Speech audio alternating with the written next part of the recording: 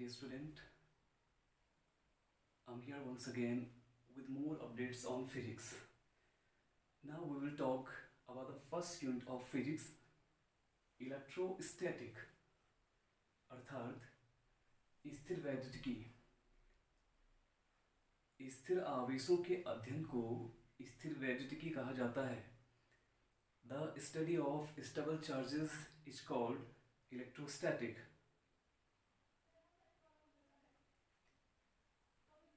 इस यूनिट के अंतर्गत हम सबसे पहले बात करते हैं विद्युत आवेश तथा विद्युत क्षेत्र की, electric charge and electric field. प्यारे बच्चों, आपने दैनिक जीवन में क्या कभी कुछ घटनाएं अनुभव की हैं? जैसे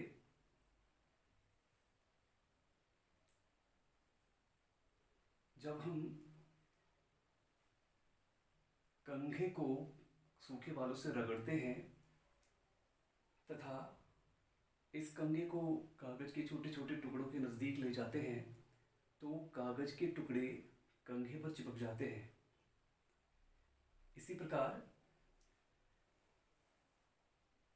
शुष्क मौसम में या शीतकाल में जब हम सुबह अपने बिस्तर से उठते हैं और कंबल को झटकते हैं तो कंबल से पटपट की आवाज़ तथा चिंगारी उत्पन्न होती है, अर्थात स्पार्किंग होती है। ऐसा क्यों होता होगा? या अगर हम किसी लंबे कागज की सीट को प्रेस करके किसी टेलीविज़न के स्क्रीन या कंप्यूटर के मॉनिटर के स्क्रीन के नज़दीक ले जाएं तो ये कागज़ की सीट टीवी की स्क्रीन से चिपक जाती है। ऐसा क्यों होता है, तो इस पर चर्चा करते हैं। तो सबसे पहले हम बात करते हैं वस्तुओं के विद्युतीकरण की, इलेक्ट्रिफिकेशन ऑफ बॉडीज।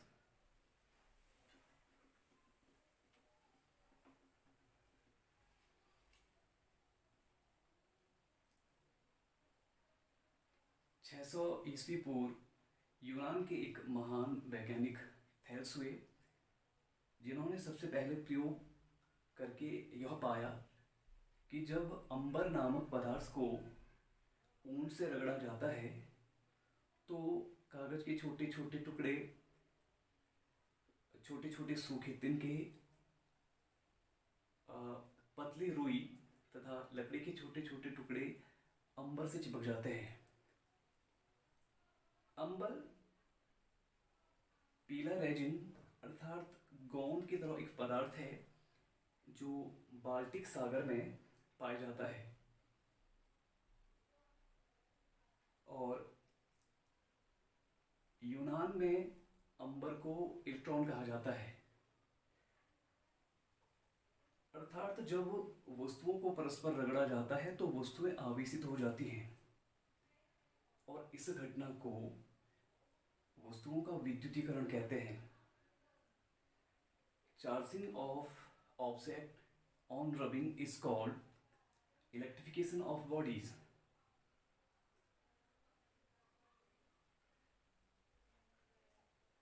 अब बात करते हैं कि आवेश किसे कहते हैं।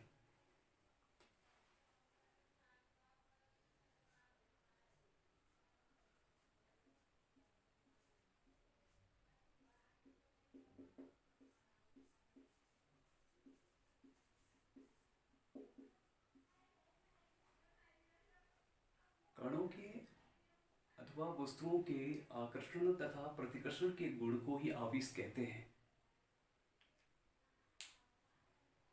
और आवेश दो प्रकार के होते हैं, धन आवेश तथा ऋण आवेश। धन आवेश तथा ऋण आवेश का नामकरण सन 1750 में बेंजामिन फ्रैंकलिन ने किया था। प्रयोगों द्वारा यह पाया गया कि जब कांच की दो छड़ों को रेशम के कपड़े से या सिल्क से रगड़ा जाता है तो उसके पश्चात कांच की छड़ों को एक दूसरे के नज़दीक लाने पर कांच की छड़ एक दूसरे को प्रतिकर्षित करती है। इसी प्रकार एबोनॉइड की छड़ को बिल्ली की खाल से रगड़ने पर एबोनॉइड की छड़ें भी एक दूसरे को प्रतिकर्षित करती हैं। तो इसी प्रकार जब हम कंघे को सूखे बालों से रगड़ते हैं तो कागज के छोटे छोटे टुकड़े कंघी से चिपक जाते हैं। तो प्रयोगों द्वारा यह पाया गया कि जब कांच की छड़ को सिल्क से रगड़ा जाता है तो कांच की छड़ पर धनावेश उत्पन्न हो जाता है तथा सिल्क पर ऋणावेश उत्पन्न हो जाता है। इसी प्रकार जब एबोनॉइड की छड़ को बिल्ली की खाल से रगड़ते हैं जब एबोनॉइड की छड़ को बिल्ली की खाल से रगड़ते हैं तो एबोनॉइड की छड़ पर ऋणावेश उत्पन्न होता है तथा बिल्ली की खाल पर धनावेश उत्पन्न हो जाता है। इसी प्रकार जब कंघे को सूखे बालों से रगड़ा जाता है तो कागज के छोटे छोटे टुकड़े भी कंघे से चिपक जाते हैं, अर्थात कागज के छोटे छोटे टुकड़े कंघे की ओर आकर्षित होते हैं। वस्तुओं के आकर्षण तथा प्रतिकर्षण के गुण को आवेश कहते हैं। जिन वस्तुओं में आकर्षण तथा प्रतिकर्षण का गुण होता है ये वस्तुएं आवेशित या चार्ज कहलाती है और जिन वस्तुओं में यह गुण नहीं पाया जाता है तो वह वस्तुएं अनावेशित कहलाती हैं। या जिन कणों में यह गुण नहीं पाया जाता है तो वह विकर्ण अनावेशित कहलाते हैं। आवेश अर्थात चार्ज एक अदिश राशि है।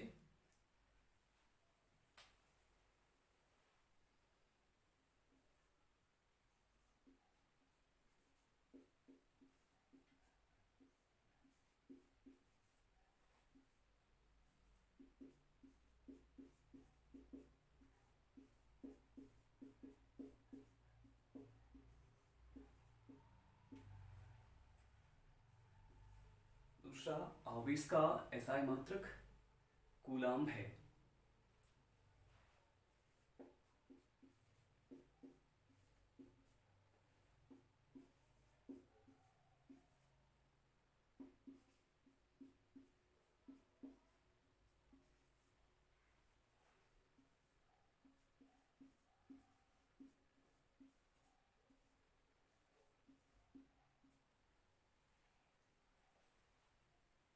The SI unit of charge is coulomb. CGS पद्धति में आवेश का मात्रक स्टेट कूलम अर्थात ESU इलेक्ट्रोस्टैटिक यूनिट है।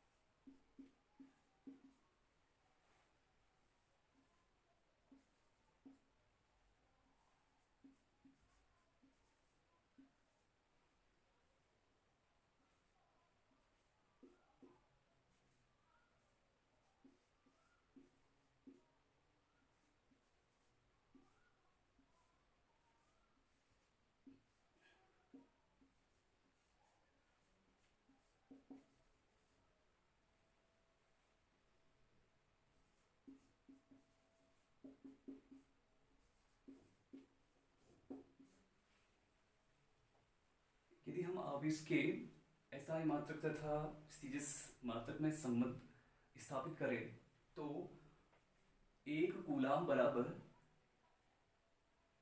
3 × 10⁹ ESU होता है।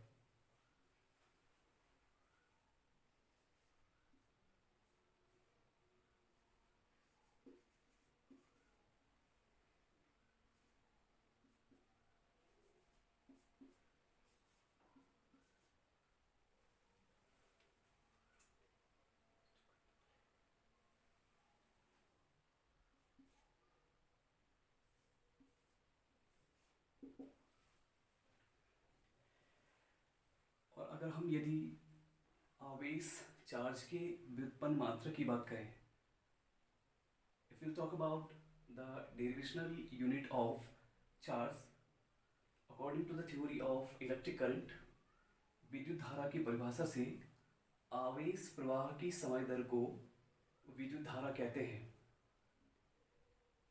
अर्थात rate of flow of charges per unit time is called electric current.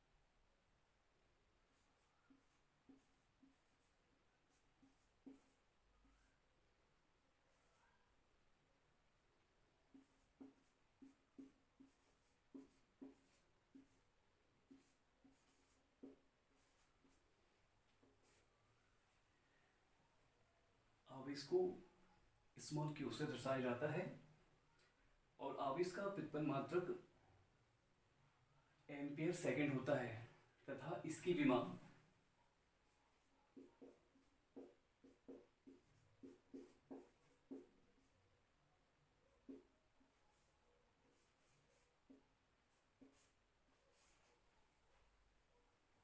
आवेश की विमा को ए टी से दर्शाया जाता है।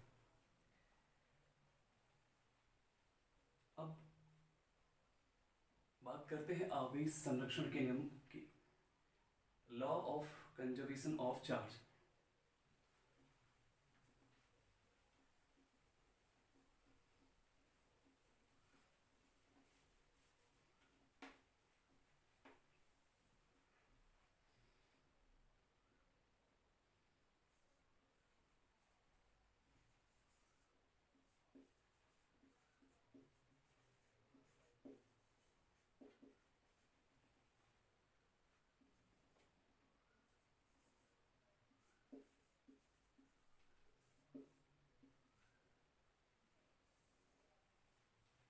आवेश संरक्षण का नियम, अर्थात आवेश को न तो उत्पन्न किया जा सकता और न ही नष्ट किया जा सकता है, बल्कि आवेश को एक वस्तु से दूसरी वस्तु में स्थानांतरित किया जा सकता है।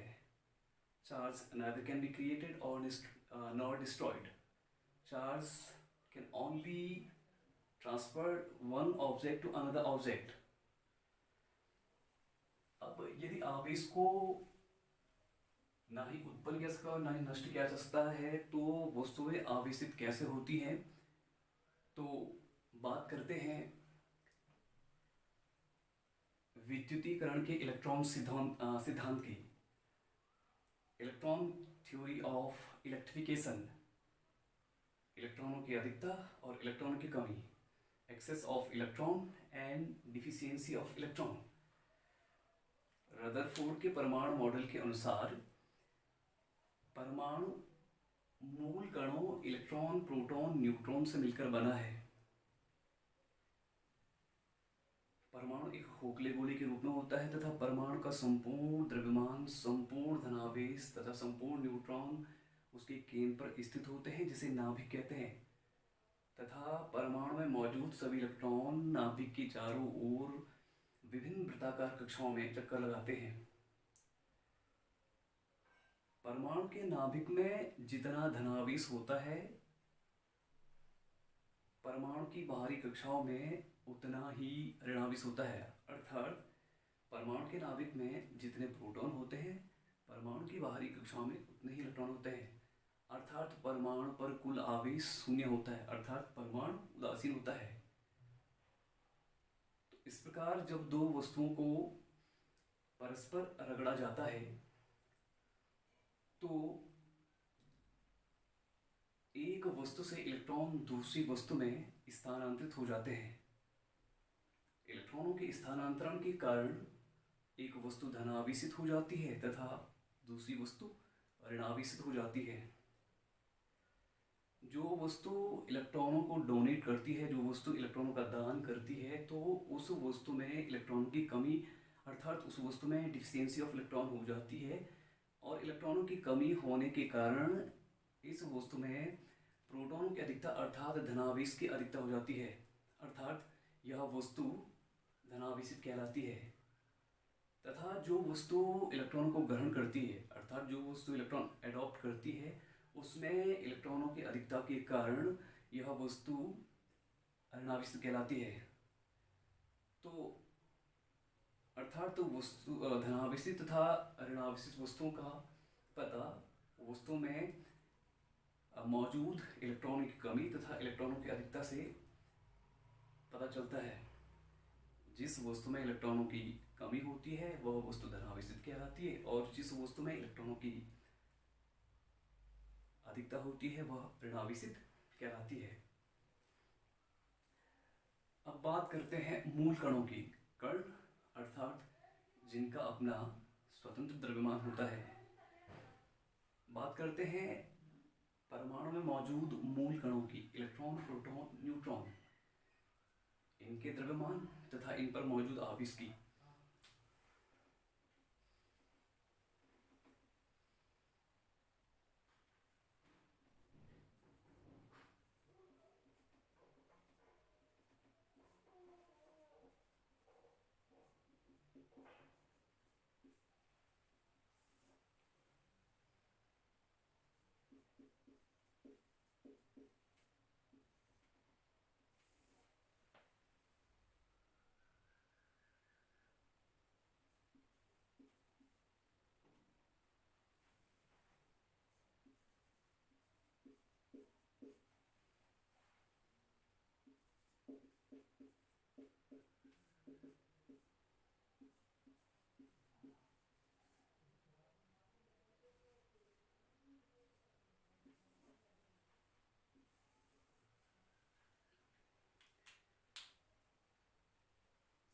सबसे पहला मूल कण, अगर हम बात करें इलेक्ट्रॉन की, तो इलेक्ट्रॉन एक मूल कण है जिसका अपना द्रव्यमान होता है।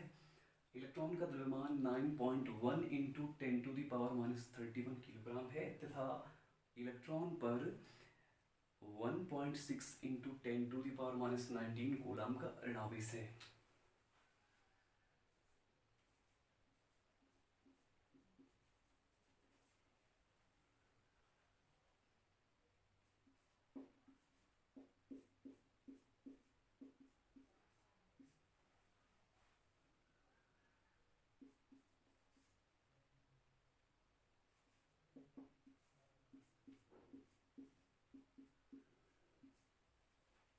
अब बात करते हैं प्रोटॉन की।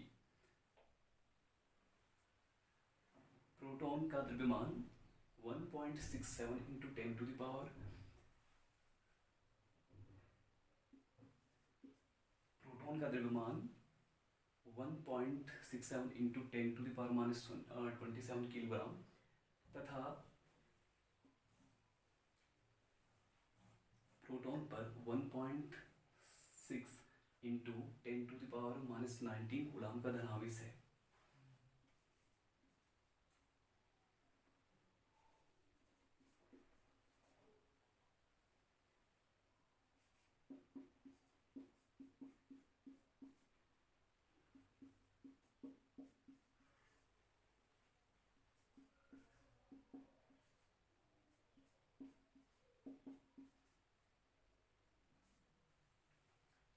और न्यूट्रॉन एक कण है जिसका द्रव्यमान 1.67 into 10 to the power minus 27 kilogram तथा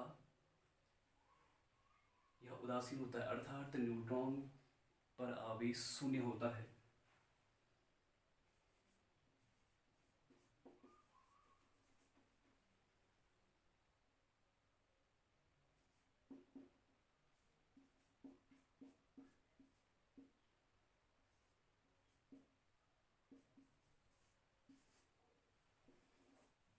अर्थात न्यूट्रॉन एक उदासीन कण है। तो मूल कणों के बारे में मैंने आपको जानकारी दी, जैसे कि आप बोर्ड पर देख सकते हैं। इलेक्ट्रॉन का द्रव्यमान 9.1 into 10 to the power minus 31 kilogram तथा इलेक्ट्रॉन पर -1.6 into 10 to the power minus 19 coulomb आवेश होता है। इसी प्रकार बात करते हैं प्रोटॉन की। तो प्रोटॉन का द्रव्यमान 1.67 into 10 to the power minus 27 kilogram तथा प्रोटॉन पर 1.6 into 10 to the power minus 19 coulomb का धनावेश होता है। बात करते हैं न्यूट्रॉन, जो कि एक उदासीन कण है, अर्थात इसका आवेश 0 है। इसका द्रव्यमान 1.67 into 10 to the power minus 27 kilogram है। तो स्टूडेंट्स, ये जानकारी थी आवेश के बारे में। So I will be back with more updates in next video. Thank you.